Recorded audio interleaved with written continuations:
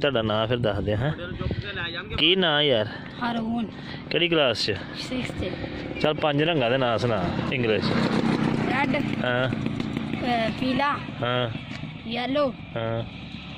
green ਹਾਂ white 5 ਪੰਜਾਂ ਦੇ ਸੁਣਾ ਚੱਲ 5 ਫਲਾਂ ਦੇ ਨਾਂ ਦੱਸ ਪਹਿਲਾ ਸੇਬ ਹਾਂ ਇੰਗਲਿਸ਼ 'ਚ ਐਪਲ ਹਾਂ ਮੈਂਗੋ ਹਾਂ